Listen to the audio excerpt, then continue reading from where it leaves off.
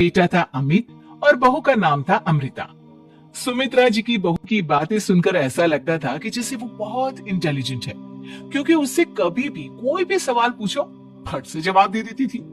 अरे भाई, उसके जवाब से तो गूगल भी पीछे रह जाता था। और इसलिए कम से कम सुमित्रा जी के घर में तो किसी को भी गूगल की जरूरत ही नहीं पड़ती थी। जब भी घर में कोई बात चलती, कोई कुछ भी कहता, तो अमृता फट से कह देती, ये तो मेरे साथ भी हुआ था, मुझे इसके बारे में सब मालूम है। एक दिन सुमित्रा जी अमित और अपनी बहू अमृता के साथ अमित की बुआ जी, फूफा जी यानी कि मुकेश और उर्मिला जी के यहाँ पर मिलने के लिए गए। अरे बहुत अच्छा किया अमित बेटा, इतने दिनों के बाद आए हो तुम। हाँ सुमित्रा भाभी, कभी तो आ जाया करिए अपने बच्चों को लेकर। आपकी बहू के आने से तो हमारे घर में भी रौनक आ गई है। वो क्या है ना, अमित ऑफिस के काम में बहुत बिजी रहता है, इसलिए उसे तो वक्त ही नहीं मिल पाता। अच्छा, लगता है नौकरी काफी मुश्किल है अमित की। अरे नहीं नहीं फूफा जी, ऐसी कोई बात नहीं है। आप तो जानते हैं ना प्राइवेट जॉब में कितना काम होता है।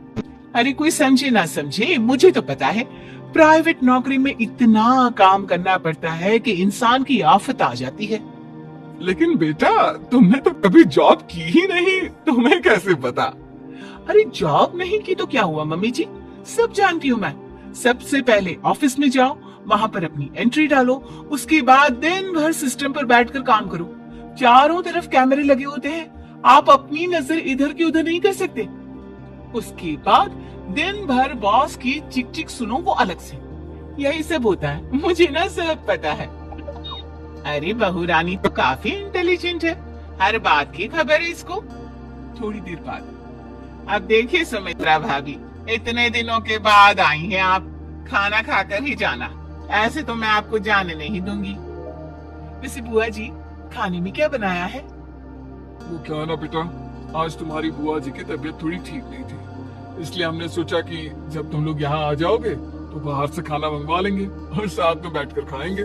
लेकिन बस प्रॉब्लम इतनी सी है कि मुझे बाहर से खाना ऑर्डर करना नहीं आता। सोचा जब अमित आएगा तो उसी को बोल दूंगी। अरे मुझे आता है ना, मैं कर देती हूँ ऑर्डर। बताइए क्या क्या मंगाना है आपको? इटालियन, कॉन्टिनेंटल, इंडियन, पंजाबी, सब पता है मुझे। क्या बात है बहू, क्या घर में भी खाना रोज बाहर से ऑर्डर करती हो? अरे नहीं नहीं बुआ जी, ऐसी कोई बात नहीं है, बस मुझे ना सब पता है। कोई बात नहीं अमृता, मैं अपने फोन से ऑर्डर कर देता हूँ। क्या बात है, आजकल ऑनलाइन डिलीवरी पर कोई ऑफर नहीं चल रहा है, वरना काफी पैसे बच जाते हैं। कैसी बात करते हैं अमीर, मैं कह रही हूँ ना मुझे सब पता है। मुझे एक बहुत अच्छा ऑनलाइन डिलीवरी वाला मालूम है, जहाँ पर 50% ऑफ मिल जाएगा।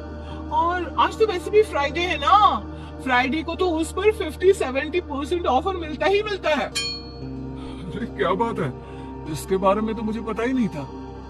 अरे बेटा, जिस चीज के बारे में किसी को पता नहीं होता, हमारी बहू को पता होता है। एक काम कर, तू उसी को ऑर्डर करने दे। क्या बात है अमृता बेटा, तुम तो बहुत इंटेलिजेंट हो, सब कुछ जानती हो। कुछ दिनों के बाद सुमित्रा जी की कुछ सहेलियां उनसे मिलने के लिए आती हैं। अरे सुमित्रा बहन कैसी हो, बहू कैसी है तुम्हारी?